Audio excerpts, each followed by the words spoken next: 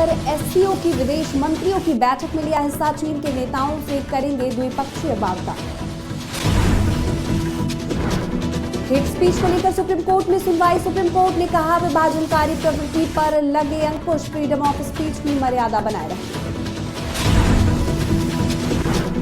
3 राज्यों को मिले नए राज्यपाल और एलजी, हरियाणा और गोवा को मिले नए राज्यपाल। केंद्र शासित प्रदेश लद्दाख में नया उपराज्यपाल नियुक्त।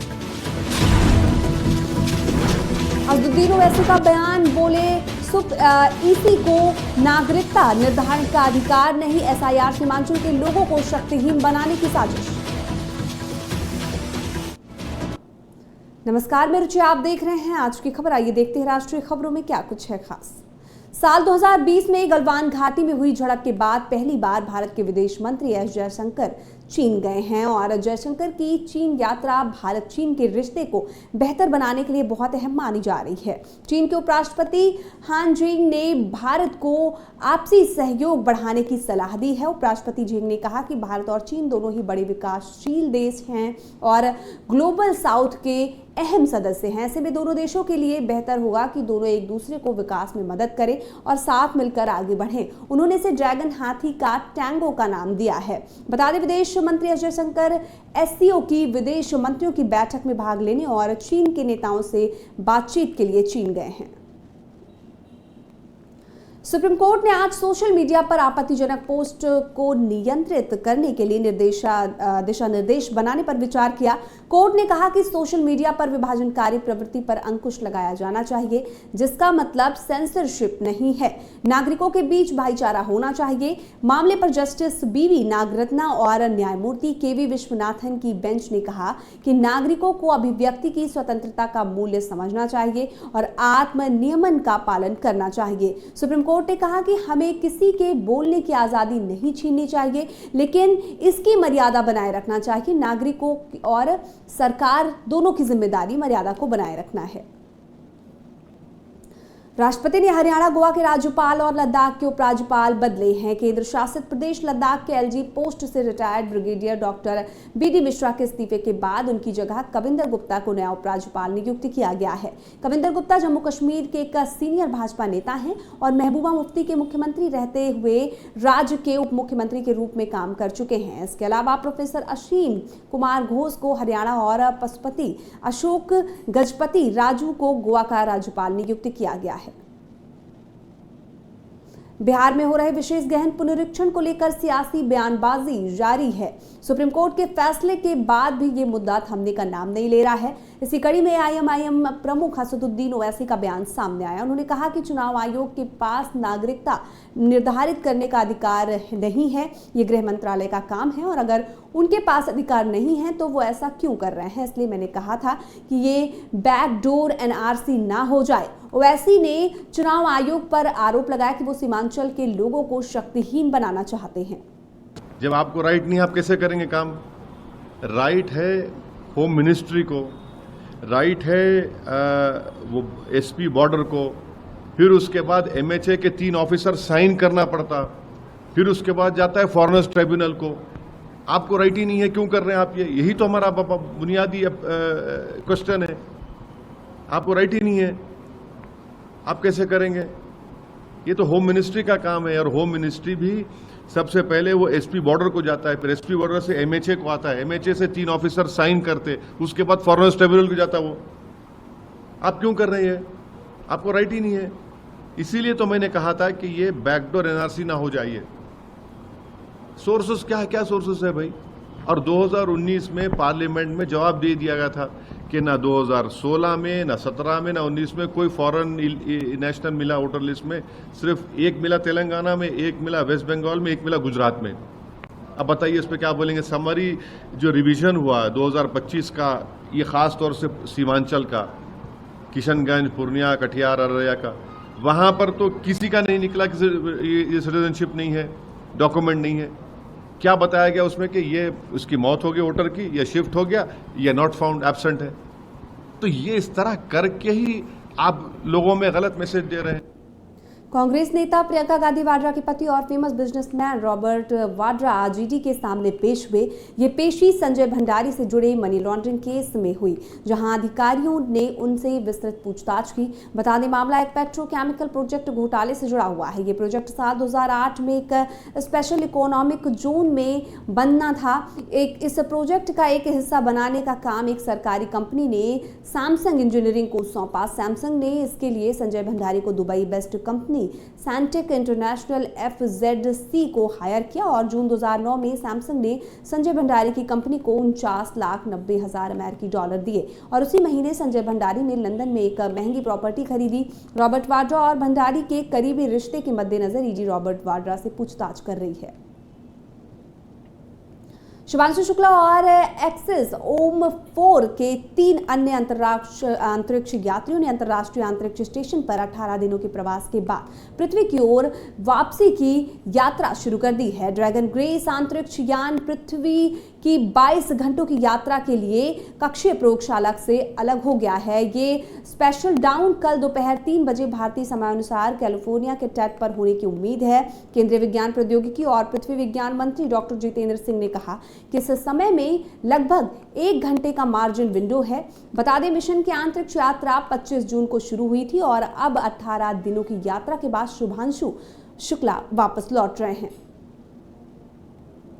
गुजरात के सांबरकांठा में हजारों पशुपालक प्रदर्शन कर रहे हैं। प्रदर्शन के दौरान किसानों ने हिम्मतनगर तलोद मुख्य मार्ग को जाम कर दिया और सड़क पर बैठ गए। इस विरोध प्रदर्शन के कारण सांबर डेयरी का इलाका पुलिस छावनी में तब्दील हो गया। बड़ी संख्या में पुलिसकर्मी बल को तैनात किया गया। दरअसल सांबर डेयरी द्वारा दूध के दाम नहीं बढ़ाए जाने के विरोध में प्रदर्शन हो रहा है। आक्रोशित पशुपालकों ने सांबर डेयरी को गेट तोड़ दिया और नुकसान पहुंचाया।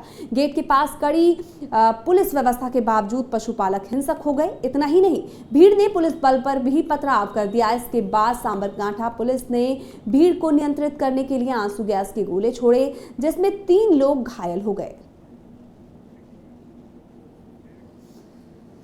गोल्डन टेम्पल को बम से उड़ाने की धमकी। इस वक्त की बड़ी खबर आपको बता रहे हैं। गोल्डन टेम्पल को बम से उड़ाने की धमकी। ईमेल भेजकर RDX से उड़ाने की बात कही। अंदर और बाहर सुरक्षा बढ़ाई गई। पंजाब के अमृतसर में गोल्डन टेम्पल को बम से उड़ाने की धमकी दी गई है। ये धमकी ईमेल के जरिए आई। इसके बाद गोल्डन टेम्पल के अंदर शिरोमणि गुरुद्वारा प्रबंधक कमेटी की टास्क फोर्स और बाहर पुलिस तैनात कर दी गई है। बड़ी खबर आपको बता रहे हैं। गोल्डन टेम्पल को बम से उड़ाने की धमकी दी गई है। ईमेल भेजकर RDX से उड़ाने की बात कही गई है। अंदर और बाहर सुरक्षा बढ़ाई गई है। बड़ी खबर आपको बता रहे हैं इस वक्त की। गोल्डन टेम्पल को बम से उड़ाने की धमकी ईमेल के माध्यम से RDX भेजकर RDX से उड़ाने की धमकी दी गई है। ईमेल भेजकर ये धमकी दी गई है। अंदर की और बाहर की सुरक्षा बढ़ा दी गई है। आपको बता दें कि अंदर और बाहर की सुरक्षा, मंदिर के बाहर की, टेम्पल के बाहर की बढ़ा दी गई है। गोल्डन टेम्पल को बम से उड़ाने की धमकी दी गई है। बड़ी खबर आपको बता रहे हैं। ईमेल के माध्यम से ये धमकी दी गई है। RDX से उड़ाने की बात कही गई है। अंदर और बाहर की सुरक्षा को बढ़ा दिया गया है। आपको बता दें कि ये धमकी ईमेल के माध्यम से दी गई है। RDX से उड़ाने की बात कही गई है। गोल्डन टेम्पल को बम से उड़ाने की धमकी ईमेल भेजकर RDX से उड़ाने की बात कही गई है। बाहर की और अंदर की सुरक्षा जो है वो बढ़ा दी गई है। पंजाब के अमृतसर में गोल्डन टेम्पल को बम से उड़ाने की धमकी दी गई है। बड़ी खबर आपको बता रहे हैं। ईमेल भेजकर RDX से उड़ाने की बात धमकी में कही गई है। अंदर और बाहर की सुरक्षा को और पुख्ता इंतजाम कर दिए गए हैं, मुस्तैद कर दिया गया है। गोल्डन टेम्पल को बम से उड़ाने की धमकी दी गई है। बड़ी खबर आपको इस वक्त की बता रहे हैं हम। ईमेल भेजकर RDX से उड़ाने की बात कही गई। अंदर और बाहर की सुरक्षा को बढ़ा दिया गया है।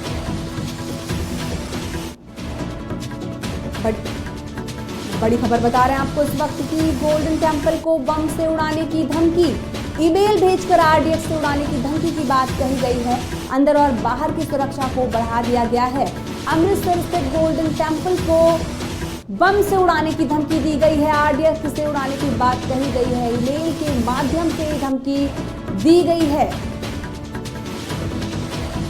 गोल्डन टेम्पल को बम से उड़ाने की धमकी। ईमेल भेजकर RDX से उड़ाने की बात कही गई। अंदर और बाहर की सुरक्षा को बढ़ा दिया गया है। इस खबर पर और जानकारी देने के लिए हमारे संवाददाता अबू तलहा हमारे साथ जुड़ चुके हैं। तलहा, देखिए, गोल्डन टेम्पल को बम से उड़ाने की धमकी दी गई है। ईमेल भेजकर RDX से उड़ाने की बात कही गई है। देखिए बिल्कुल रुचि बात करें तो गोल्डन टेम्पल को बम से उड़ाने की धमकी मिली है और आरडीएक्स से उड़ाने की ये धमकी दी गई है। मेल के जरिए ये धमकी आई गई है और उसके बाद से ही देखिए एहतियात के तौर पर वहां की जो सुरक्षा है वो पूरी तरह से बढ़ा दी गई है। मेल के माध्यम से ये धमकी आई है तो ऐसे में इस मेल की जांच भी की जा रही है कि आखिर किस जगह से, किस जिले से या किस राज्य से ये धमकी आई है। हालांकि अगर पहले की बात करें तो देखिए पहले भी, इससे पहले कई ऐसी घटनाएं सामने आई है जहां पर इस तरह की धमकी चाहे मेल के जरिए चाहे फोन के जरिए दी जाती है। तो ऐसे में ये जो मेल आया है अब इसको, इस मेल की जांच की जा रही है कि आखिर किस राज्य या किस जिले या किस देश से ये धमकी दी गई है। और एहतियात के तौर पर देखिए गोल्डन टेम्पल के बाहर जो है वो सुरक्षा बढ़ा दी गई है ताकि किसी तरह की कोई अगर स्थिति बिगड़ती है तो वहां पर सुरक्षा बल पहले से ही तैनात रहे। खुद अधिकारी इस पूरी घटना की मॉनिटरिंग कर रही है और जांच की जा रही है कि आखिर काहे ये धमकी दी गई है। फिलहाल अगर देखिए बात करें तो पहले जो, इससे पहले कई बार ऐसी धमकियां आई हैं तो इसको लेकर कहीं ना कहीं कुछ शरारती तत्व होते हैं जो इस तरह की धमकी दे देते हैं फोन से और अपना नंबर बंद कर लेते थे। उन तमाम लोगों की भी पहले गिरफ्तारी हो चुकी है। पर गोल्डन टेम्पल से जुड़ा हुआ ये मामला है तो इसको देखते हुए एहतियात के तौर पर वहां की सुरक्षा व्यवस्था बढ़ा दी गई है और अधिकारी के साथ साथ तमाम जो कह सकते हैं साइबर सेल के लोग हैं वो जांच में जुटे हैं कि आखिर ये मेल किस जगह से आई है। जी तलहा, जाहिर सी बात है कई बार ऐसा होता है कि इस तरह की धमकी जो होती है वो अफवाह होती है, लेकिन गोल्डन टेम्पल की बात है जिसके बाद देखिए गोल्डन टेम्पल के अंदर शिरोमणि गुरुद्वारा प्रबंधक कमेटी की टास्क फोर्स और बाहर पुलिस की तैनाती कर दी गई है। अंदर और बाहर दोनों सुरक्षा व्यवस्था को बढ़ा दिया गया है। बिल्कुल, सुरक्षा व्यवस्था की बात की जाए तो एहतियात के तौर पर सुरक्षा व्यवस्था वहां पर बढ़ा दी गई है क्योंकि ऐसे समय सावन का ये महीना है और ऐसे में बड़ी संख्या में लोग टेम्पल में मौजूद रहते हैं। और आज अगर बात करें तो देखिए एसपीजी की जो टास्क फोर्स होती है उसको भी हाई अलर्ट पर रखा गया था क्योंकि बड़ी संख्या में जो लोग हैं वो अमृतसर में मौजूद रहते हैं और यही वजह है कि बड़ी संख्या में पुलिस बल को तैनात किया गया है। फिलहाल अगर बात करें तो अभी जांच इस चीज की जारी है कि आखिर ये मेल आया कहां से और अगर मेल किया गया किसकी आईडी से मेल किया गया, इन तमाम चीजों की जांच की जा रही है। पर ये जरूर कहा जा रहा है कि किसी शरारती तत्व के द्वारा ये मेल किया गया है। हालांकि जांच की जा रही है कि जांच के बाद तमाम चीजें जो है वो जरूर स्पष्ट हो जाएंगी। जी रुचि जी तलहा, आपका धन्यवाद खबर पर जानकारी देने के लिए। बड़ी खबर आपको बता रहे इस वक्त की गोल्डन टेम्पल को बम से उड़ाने की धमकी, ईमेल भेजकर आरडीएक्स से उड़ाने की बात कही, अंदर और बाहर सुरक्षा बढ़ा दी गई है। पंजाब के अमृतसर में गोल्डन टेम्पल को बम से उड़ाने की धमकी दी गई है। ये धमकी ईमेल के जरिए आई। इसके बाद गोल्डन टेम्पल के अंदर शिरोमणि गुरुद्वारा प्रबंधक कमेटी की टास्क फोर्स और बाहर पुलिस की तैनाती कर दी गई है। फिलहाल खबरों में बस इतना ही। ऐसी और तमाम खबरों के लिए हमारे साथ बने रहिए और देखते रहिए आज की खबर।